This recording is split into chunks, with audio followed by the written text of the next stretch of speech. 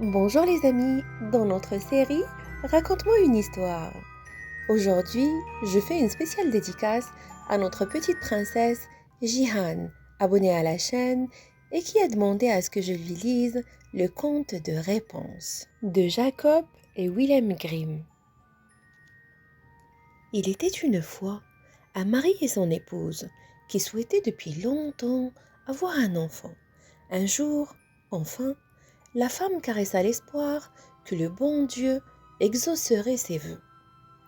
Ces gens avaient à l'arrière de leur maison une petite fenêtre depuis laquelle ils pouvaient apercevoir un splendide jardin où poussaient les plus belles fleurs et les meilleurs simples. Mais il était entouré d'un haut mur et personne ne s'y risquait car il appartenait à une puissante magicienne que tous craignaient. Un jour, la femme se tenait devant la fenêtre et regardait dans le jardin. Là, elle vit une plate-bande où poussaient de belles réponses, qui paraissaient si fraîches et vertes qu'elle eut une grande envie d'en manger.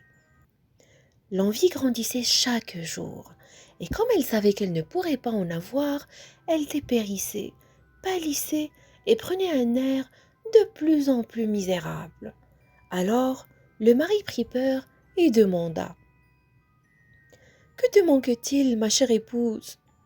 Hélas, répondit-elle, si je ne peux manger de ces réponses du jardin derrière notre maison, alors je mourrai. L'homme, qui aimait sa femme, pensa: Laisseras-tu ton épouse mourir? Va lui chercher des réponses, quoi qu'il pût t'en coûter. Lorsque le crépuscule fut arrivé, il escalada le mur du jardin de la magicienne, cueillit rapidement une pleine poignée de réponses et les rapporta à son épouse. Elle s'en fit aussitôt une salade et la mangea d'un coup avidement. Elle lui plurent tant que le jour suivant, elle en eut encore 3 fois plus envie. Pour la calmer, l'homme dut encore une fois escalader le mur du jardin. Il le fit à nouveau au crépuscule, mais tandis qu'il grimpait au mur, il fut brusquement effrayé, car il aperçut la magicienne qui se tenait devant lui. Comment peux-tu te risquer? Dit-elle avec un regard plein de courroux, à pénétrer dans mon jardin et à me voler mes réponses comme un brigand. Tu vas être puni. Hélas, répondit-il, faites-moi grâce et justice. Je ne l'ai fait que par nécessité. Mon épouse a vu vos réponses depuis notre fenêtre. Elle en conçut une telle envie qu'elle serait morte si elle n'avait pas pu en manger. La magicienne laissa alors tomber son courroux et lui dit: Prends-en autant que tu voudras. J'y mets seulement une condition. Tu dois me donner l'enfant que ta femme mettra au monde. Il sera bien traité et je m'en occuperai comme une mère. L'homme, par peur, acquiesça à tout. Et lorsque, après quelques semaines, sa femme accoucha, apparut immédiatement la magicienne qui donna le nom de Réponse à l'enfant et l'emmena avec elle. Réponse devint la plus belle enfant qui soit. Lorsqu'elle eut 12 ans, la magicienne l'enferma dans une tour qui se dressait dans une forêt et qui ne possédait ni escalier ni porte. Seule, tout en haut, s'ouvrait une petite fenêtre. Quand la magicienne voulait entrer, elle se tenait au bas et appelait: Réponse! Réponse! Dénouez l'anse vers moi tes cheveux! Réponse avait de longs et splendides cheveux fins et filés comme de l'or. Lorsque la voix de la magicienne lui parvenait, elle dénouait ses nattes, les passait autour d'un crochet de la fenêtre et les laissait tomber 20 pieds plus bas. Ainsi, grâce à ceci, la magicienne pouvait grimper dans la tour. Une paire d'années passa, lorsque le fils du roi, qui chevauchait par ses bois, vint à passer près de la tour. Il entendit un chant qui était si doux qu'il s'arrêta et écouta. C'était Réponse, qui, dans sa solitude, passait le temps en chantant et faisait résonner sa douce voix. Le fils du roi voulut monter auprès d'elle et chercha une porte, mais il n'en trouva aucune. Il s'en retourna alors chez lui. mais le chant l'avait tellement ému que chaque jour, il partait pour les bois pour l'écouter. Une fois alors, il se tenait sous un arbre. Il vit la magicienne venir et il l'entendit appeler. Réponse! Réponse! Dis-nous et lance vers moi tes cheveux. Alors, Réponse laissait tomber ses tresses et la magicienne grimpait à elle. Est-ce l'échelle par laquelle on y parvient? Alors je veux aussi une fois tenter ma chance. Et le jour suivant, tandis que le crépuscule pointait, s'en alla-t-il vers la tour et appela. Réponse, réponse! Dis-nous et lance vers moi tes cheveux. Aussitôt, la chevelure chute et le prince escalada la tour. Au début, Réponse fut horriblement effrayée qu'un homme vint jusqu'à elle, alors qu'elle n'en avait jamais vu un de ses yeux.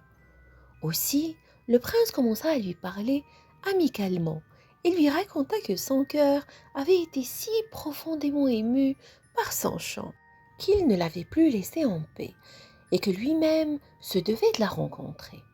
Réponse se sentit rassurée, et tandis que le prince lui demandait si elle souhaitait la voir pour époux, elle vit qu'il était jeune et beau. Elle pensa alors « Il préfère me voir plutôt que la vieille Gothelle !» Elle lui dit oui et mit sa main dans la sienne. Elle prononça ces mots. « Je veux bien venir avec toi, mais j'ignore comment descendre. Lorsque tu viendras, apporte un écheveau de soie dont je ferai une échelle. Et lorsqu'elle sera prête, je descendrai pour que tu m'emportes sur ton cheval. » Ils convinrent qu'il viendrait à elle tous les soirs, car le jour venait la vieille. La magicienne n'en remarqua rien, jusqu'à ce qu'un jour, Réponse lui parla.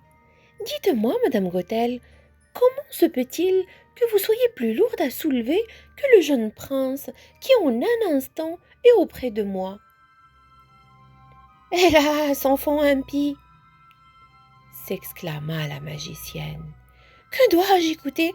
Je pensais t'avoir mise à l'écart du monde et tu m'as trahi. » Dans sa colère, elle attrapa la chevelure de Réponse, lui envoya une paire de claques de sa main gauche, attrapa de sa main droite une paire de ciseaux et en un clin d'œil, les tresses furent étalées sur le sol. Elle fut tellement sans pitié que Réponse fut exilée dans une contrée désertique où elle dut vivre dans la privation et la peine. Le jour même où Réponse fut bannie, la magicienne accrocha les tresses à la fenêtre et lorsque le prince arriva et appela « Réponse, Réponse, dénoue et lance vers moi tes cheveux !» Elle laissa choir les cheveux. Le prince monta mais ne trouva pas sa chère Réponse. Mais la magicienne, qui lui jeta un regard méchant et empoisonné, ricana-t-elle. « Tu viens chercher ta bien-aimée, mais le bel oiseau n'est plus au nid et ne chante plus. Le chat l'a emporté et il va de plus t'arracher les yeux. Réponse est perdue pour toi, tu ne la reverras plus jamais. » Le prince sentit la douleur l'envahir et de désespoir bondit par la fenêtre. Il survécut, mais les épines du bosquet dans lequel il tomba lui crevèrent les yeux. Il erra aveugle dans la forêt, ne mangea que racines et baies, et il ne fut plus que pleurs et peines de la perte de sa chair promise. Il se traîna ainsi quelques années misérablement et atteignit finalement la contrée déserte où Réponse survivait péniblement avec les jumeaux qu'elle avait mis au monde. Un garçon et une fille. Il entendit une voix qui lui sembla familière. Il s'approcha et Réponse le reconnut. Elle se pendit à son cou et se mit à pleurer. 2 de ses larmes tombèrent dans ses yeux et il recouvra ainsi la vue qu'il avait perdue. Il l'emmena dans son royaume où il fut accueilli avec joie.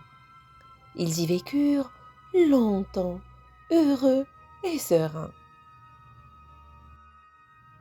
À mes chers petits abonnés de la chaîne, si vous avez aimé le conte de Réponse et si vous en avez un que vous voulez que je lise pour vous, Envoyez-moi son titre sur mes comptes sur Facebook ou Instagram et je me ferai un plaisir de vous les lire. À bientôt pour une nouvelle histoire.